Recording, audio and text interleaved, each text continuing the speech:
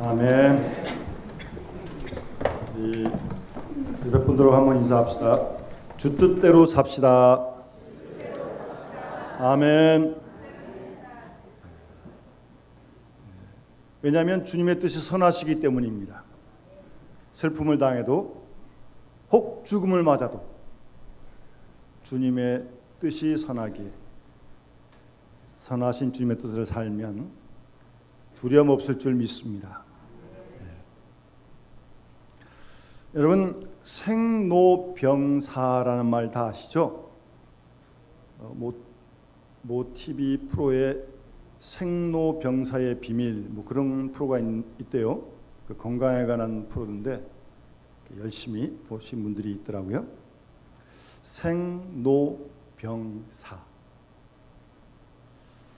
어떤 그 인생의 순환의 원리죠. 그리고 이 순환의 원리는 어느 누구도 비껴갈 수 없습니다.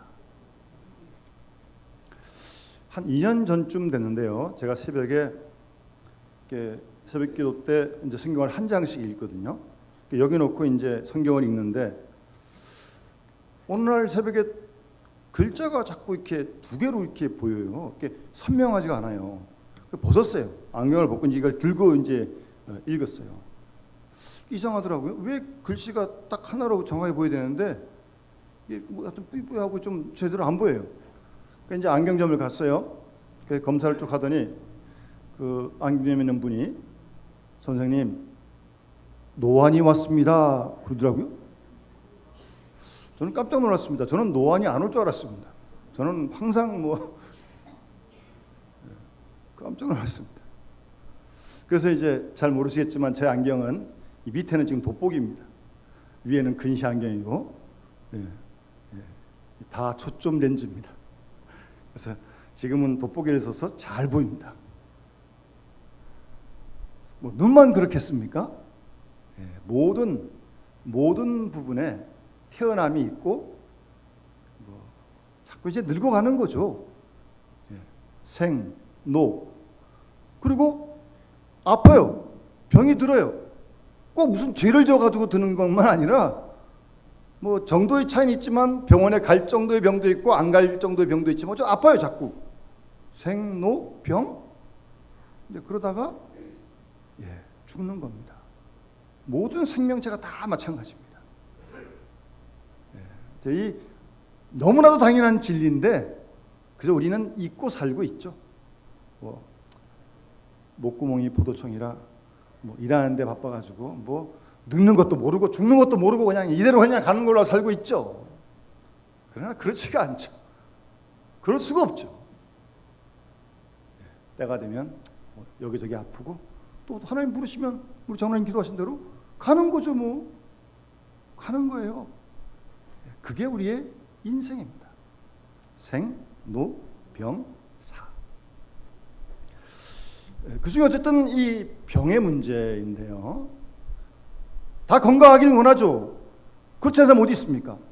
그렇다고 다 건강한 건 아닙니다. 어쨌든 조금씩 아픈 데가 있어요. 병이 들어요. 그러면 우리 예수 믿는 사람들은 이 질병에 대해서 어떤 자세를 가져야 할 것인가? 그래서 좀 분명히 오늘 본문을 통해서 알 필요가 있습니다. 우선 이 질병이라고 하는 것은요, 우리 예수 믿는 사람들은 이 병이라고 하는 사건을 통해서 하나님이 나에게 말씀하신 사건으로 받아들이는 겁니다. 하나님 살아계시고 우리에게 말씀하실 텐데 모든 걸 통해서 말씀하실 거 아니겠어요? 좋은 일, 안 좋은 일, 건강한 거, 아픈 거 다 통해서 말씀하시는 거죠. 그러니까 질병도 그를 통해 우리에게 말씀하시는 바가 분명히 있다는 겁니다.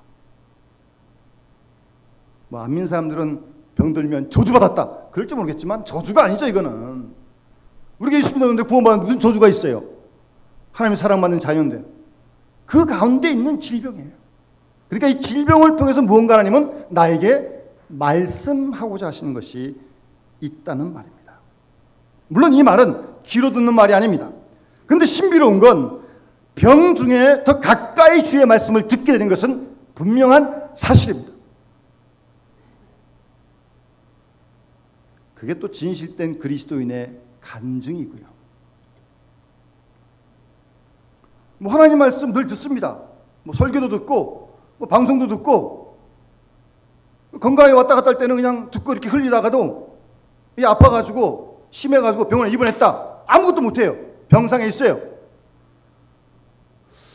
그때 들려오는 말씀은 분주하게 다닐 때 말씀과는 확실히 달라요. 요즘은 그걸 좀 병원에서 못하게 하는지, 예전에 저희들이 청년 때는 이 병원 선교 합창을 많이 하러 갔습니다. 제가 또 이렇게 시립병원 같은 데 가서 했고요.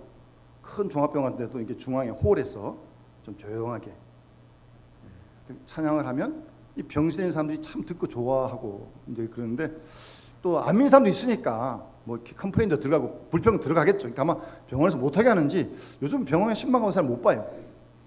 그런데 실제로 이제 그때 병상에서 어떤 분이 이제 혼자 있는데 찬양이 은은하게 들려오거든요. 근데 그때 들려오는 찬양은 보통 때도 찬양을 듣기고 부르기도 하지만 그때와는 완전히 다르다는 거죠. 그렇게 그 찬양의 가사가 구구절절히 마음에 와닿는데 병원에 입원해 있기 때문에 찬양이 그렇게 들려요.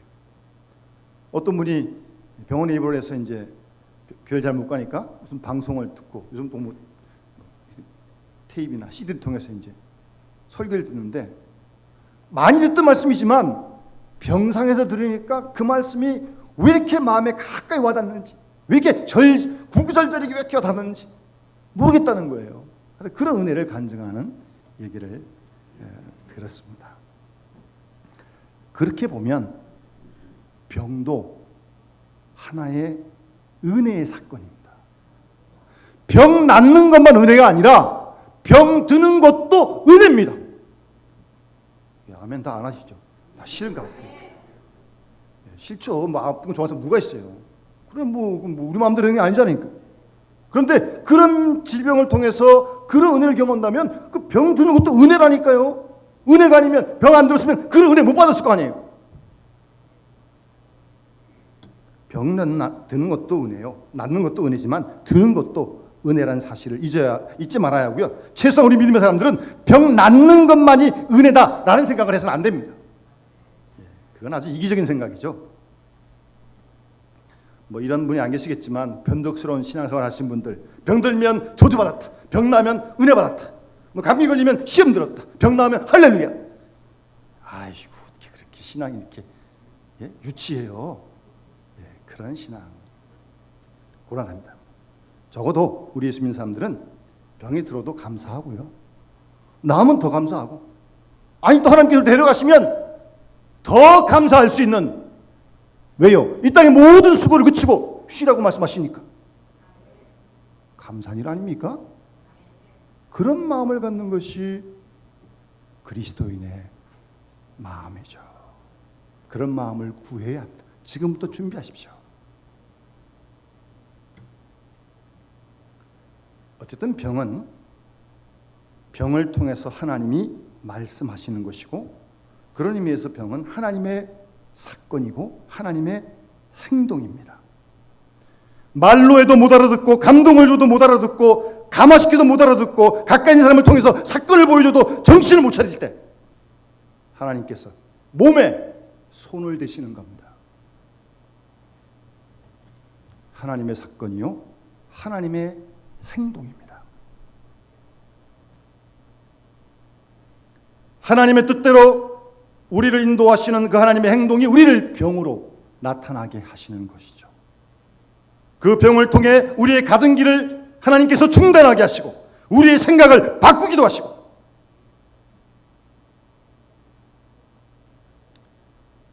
교만한 사람을 겸손하게도 만드는 역사가 분명히 있습니다. 바빠서 교회 못 가고, 바빠서 성경 못 읽고, 바빠서 기도 못 하고, 그런 사람이 덜컥 병에 걸려가지고 병원에 입원했어요?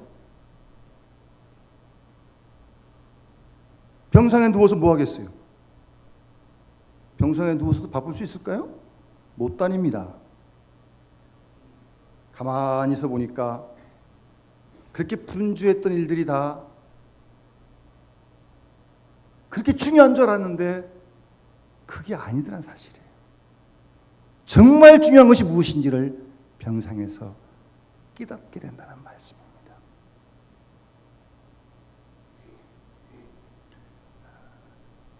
질병에 걸리면 사랑을 느끼기도 하고 깨닫는 게 참 많이 있습니다. 제가 아는 분이 이제 건강했었는데 어떤 병을 맞아서 지금 병에 걸리는데 언제 한번 신방을 이런 간증을 하더라고요. 상당히 건강했거든요. 보통 건강한 사람은요, 약한 사람이 심정 잘 모릅니다. 약한 사람이 힘들어하면 왜 이렇게 빌빌대냐고 그럽니다. 난 빌빌대려고 빌빌대는 게 아니라 힘이 없어 그러는데 자기는 건강하니까 모른다니까요. 근데 그러다가 자기 이제 아프니까 정말 힘이 쭉 빠지고 손 하나 까딱하기 힘들거든요. 그걸 경험을 하니까 집사람이 왜 그렇게 약했을 때 그랬는지 이제 조금 알겠다고 그러더라고요. 자기가 아파 보니까 알겠다는 거예요. 병 걸리고 없는 게 많아요. 예? 많아요. 제가 다녔던 교회 어떤 여자 집사님 남편이 아주 엉망진창입니다. 술만 먹으면 이게 완전히 그냥 주사가 그냥 막 보통이 아니에요. 근데 이제 그 부인 집사가 이제 병원에 입원을 했어요. 신방을 갔더니 남편이 와 있더라고요. 좀 제가 싫었죠. 남편 제가 그걸 아니까. 제가 이제 부인 집사한테 저 남편 왜 왔냐고 하도 나쁜 짓 많이 해가지고. 그때 이제 부인 집사 하신 말씀이 목사님 그러지 마세요. 저 양반이 하루에 2번씩 찾아옵니다. 예? 그러면서 그런데 남편이 너 죽지 마. 너 죽으면 나 큰일 나. 사랑한다는 표현이 그렇습니다. 사랑한다는 말을 못하고 너 죽으면 나 큰일 나 그러고 있어요. 사랑한다는 표현도 여러 가지입니다. 막 그 부인 안 아팠으면 그 남편 못 그랬을 거예요 아마. 부인이 아프니까 이제 부인이 중요한 줄 아는 거죠 이제. 사랑을 깨닫게 된다니까요. 아플 때 아프면 그래요. 아픔이 주는 유익이 참 많습니다. 사실은 힘들지만. 그리고 아프면 정말 하나님만 의지하게 됩니다. 의사가 고친다고요? 의사를 통해서 하나님이 역사하시는 거지. 뭐 의사가 다 고치면 뭐 다 낫지 그러면. 약이 고친다고요? 물론 약도 먹어야 되지만 약 먹고 다 나으면 뭐 죽을 사람 아무도 없게요. 약을 먹고 하나님이 치료하시는 거죠. 그러니까 하나님만 자꾸 의지하게 된다니까요. 아프면.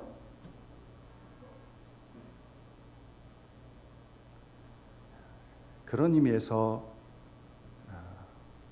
병은 하나님의 사건이요.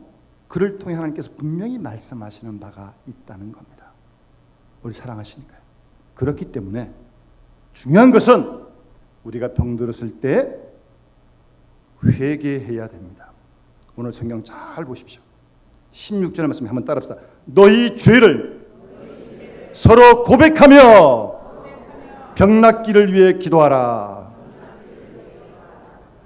병 낫기를 위해 기도하는 게 먼저가 아닙니다.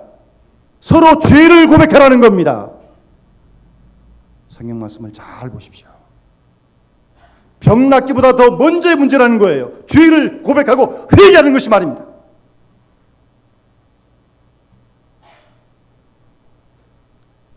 회개해야만 하나님께 가까이 갈 수 있습니다. 회개해야만 마음문을 열 수가 있습니다. 마음문을 열어야 되는데 이 마음문이 굳게 닫혀가지고 경직돼가지고 말입니다. 돌 같아가지고. 이거 상당히 위험한 거예요. 회개해야 마음문이 열리는 겁니다. 회개를 통해서 겸손해지고 회개를 통해서 정욕으로부터 욕심으로부터 벗어날 수 있는 것입니다. 가장 중요한 것은 아픈 것보다 더 중요한 것은 회개를 통해서 우리의 영혼이 깨끗해지는 거예요. 그것이 훨씬 더 중요한 일입니다. 그래서 병 고치기 앞서서 서로 죄를 고하라는 거예요. 죄를 고백하라는 거예요. 회개라는 말씀입니다. 영혼을 깨끗하게 하는 일이 가장 우선되는 일이기 때문입니다. 사도 바울이 에베소 3장 10절 말씀에 너희 성령으로 말미암아 너희 속사람을 능력으로 강건하게 하옵시며 라고 그렇게 말씀하고 있습니다. 속사람을 강건하게. 여러분, 우리의 관심사는 속사람에 있어야 하고 영혼에 있어야 합니다. 영혼에 있어야 됩니다. 속사람을 깨끗게 하려면 회개해야 됩니다. 우리의 마음 구석구석 깊이 감추어진 죄악들, 그동안에 잠시 잊어버리고 있던 것들, 관심 밖에 있던 것들 생각하면서 하나님 앞에서 회개하라는 말씀입니다. 그러면서 병낫기를 위해 기도하라는 말씀입니다. 병든 사람은 회개와 함께 기도해야 합니다. 그렇게 할 때 영혼이 깨끗해지고 정욕으로부터 벗어나서 깨끗한 마음으로 기도할 때 진정 치유의 역사가 일어날 줄로 믿습니다. 깊이 회개하여 기도하는 가운데 우리 영혼이 깨끗해지고 욕심으로부터 벗어나게 되고 심지어는 살고자 하는 마음도 내려놓습니다. 그게 하나님께 맡기는 거죠. 뭐 살고 싶지만 하나님께서 데려가시면 가는 거죠. 그것까지 내려놓는 거예요. 그래서 깨끗한 영혼, 깨끗한 동기, 깨끗한 소원이 될 때 비로소 기도가 응답된다는 말씀입니다. 그래서 우리는 회개해야 하는 것입니다.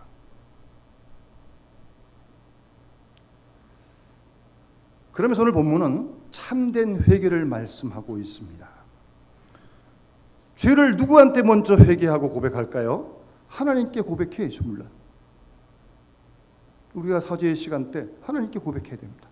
그리고 목회자에게도 고백하는 것이 좋습니다. 그래서 기도를 부탁하기도 하고,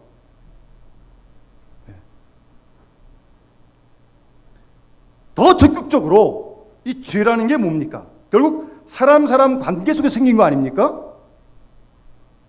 남이 나한테 잘못할 수도 있고 내가 남한테 잘못할 수 있는 거 아닙니까? 식구끼리라도.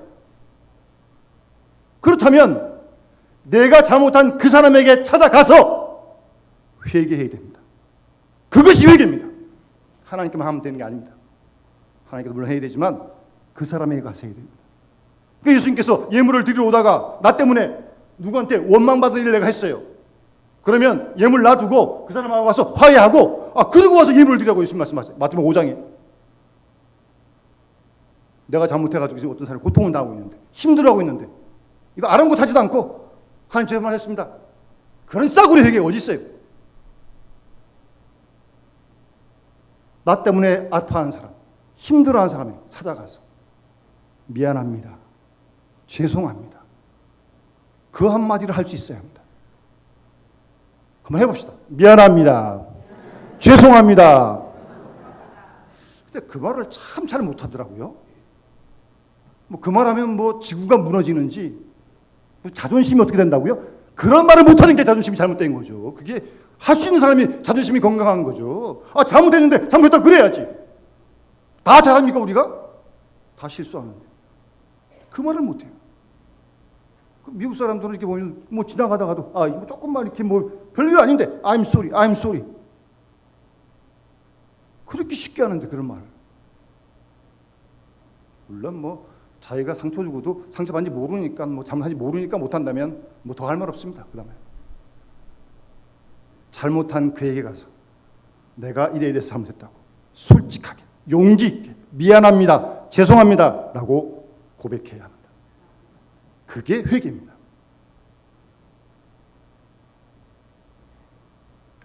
여러분 빌레몬서 잘 아시죠? 한 장으로 되어 있는데 그 빌레몬이라는 사람이 이 오네시모는 빌레몬의 종입니다.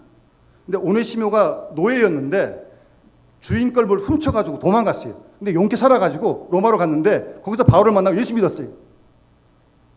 그 바울을 잘 도왔어요. 오네시모가. 그냥 그러고 살면 돼요. 그런데 바울은 거기에 만족하지 않습니다. 이 오네시모 잘못한 사람을 주인에게 편지서 보내가지고 돌려보냅니다. 가서 회개하라고. 그게 빌레몬서의 말씀입니다. 멀리 떨어져 있는데 뭐 오래됐는데 뭐 지나가면 되는 거지 그냥 대충. 그러면 오네시모의 마음속에 정말 영혼의 자유함이 없는 겁니다. 그리고 평생 그 죄책에 누를 거 아니겠어요? 최소한 양심 살아있다면. 그래서 오네시모에게 편지 써가지고 너 주인한테 가서 잘못했다 그래라. 그래서 편지 써서 보냅니다. 회개하라고요. 그 사람에게 가서 분명 미안합니다. 잘못했습니다. 라고 고백해야 됩니다. 그게 회개입니다. 하나 더. 교회 공동체 앞에서 잘못한 일에 대해서 교회 앞에서 분명하게 공적으로 잘못했다고 고백할 수 있어야 합니다. 예? 그게 서로 죄를 고하는 거예요. 우리가 공동체에 잘못할 수 있잖아요. 우리가 교회에 대해서 누구 개인에게 한 게 아니고 그런 일에 대해서 교회 앞에 분명히 내가 교회에 이러이러한 잘못을 했습니다라고 용기 있게 고백해야 합니다.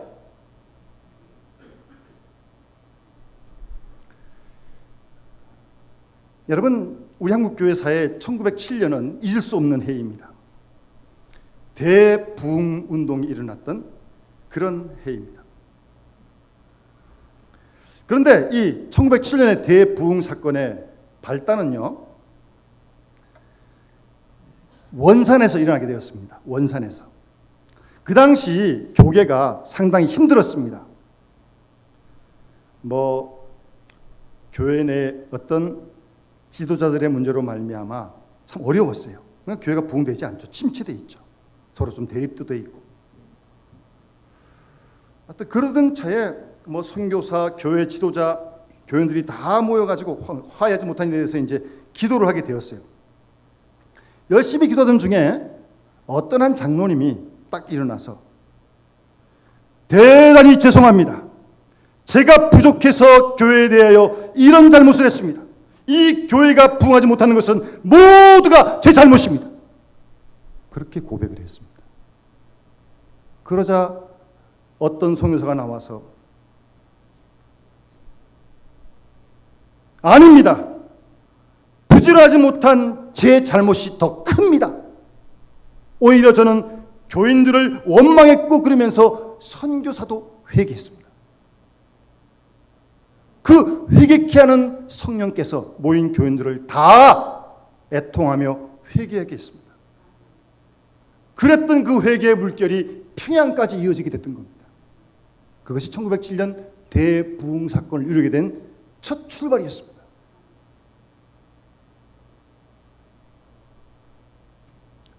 우리가 교회를 하다가 봉사하다가 교회에 대해서 잘못할 때 분명히 있습니다. 사람이 어떻게 다 잘할 수만 있어요. 그 일에 대해서 교회 앞에 분명하게 공개적으로 고백하고 회개해야 합니다. 잘못한 거 잘못되고 그러는 게 당연한 거죠. 말 못하는 게 잘못된 거죠. 오늘 너희 죄를 서로 고하며 서로 고하라고 그랬어요. 예? 나도 고하고 저쪽도 고하고 다 자기 죄만 고백하면 되는 거예요. 당신 죄 고백하시오. 그런 말 하는 거 아니에요. 자기만 하면 돼, 자기만. 예, 그럼 성령께서 또 그 사람 움직일 거예요. 당신 왜 안 해? 당신 왜 안 해? 당신 남 비판하는 게 아니에요. 서로 자기의 죄만 고백하면 돼요. 여러분 혹시 누군가에게 좀 불편하고 잘못한 일 혹시 생각나는 일 있어요? 찾아가서 말씀하시고 못 가는 편이면 불러서 말씀하세요. 숨을 거두기 전에도 말씀하세요. 내 잘못입니다. 당신의 마음을 아프게 해서 미안합니다. 그 한마디로 할 줄 알아야지.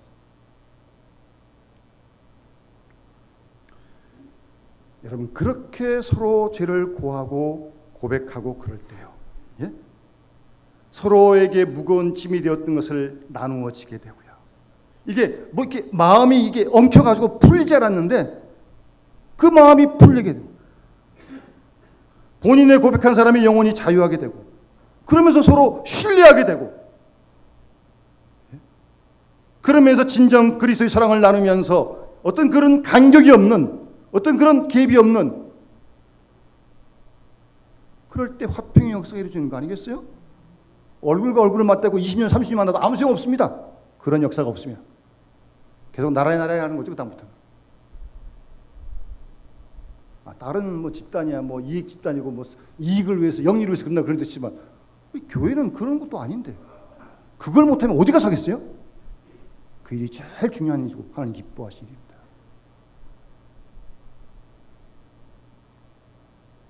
서로 기도하라는 거예요. 오늘 이어진 본문에 보면 죄를 고백하고 병 낫기를 위해 기도하고 서로 기도하라. 내가 그를 위해 기도해주고 그가 나를 위해 기도하고 건강한 사람이 아픈 사람을 위해 기도하고 아픈 사람이 건강을 위해서 기도하고 서로 그렇게 중보하라는 말씀이에요. 그럴 때 의인이 나올 수 있다는 말씀입니다. 믿음으로 말미암아 의롭다함을 얻어 깨끗하게 된 그 영혼이 구원받은 공동체 그 기도에 효력이 있다는 말씀입니다. 하나님 말씀을 잘 깊이 있게 읽어야 하고 잘 우리가 순종해 가야 합니다.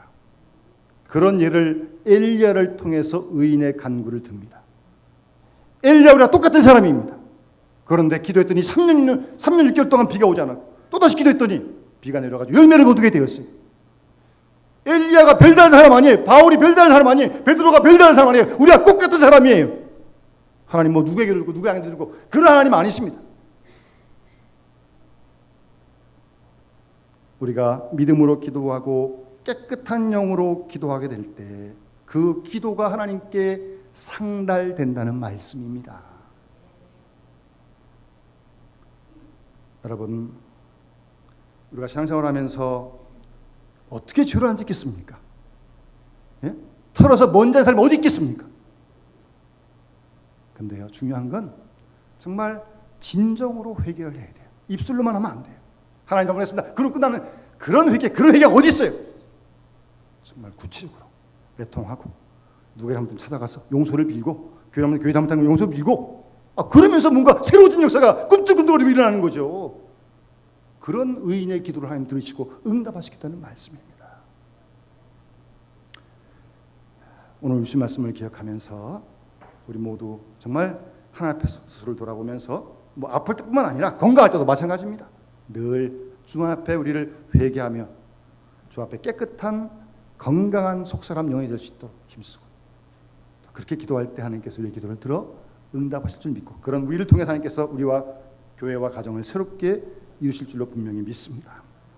우리 찬송가 535장 우리 함께 찬송 부르면서 봉헌하도록 하겠습니다.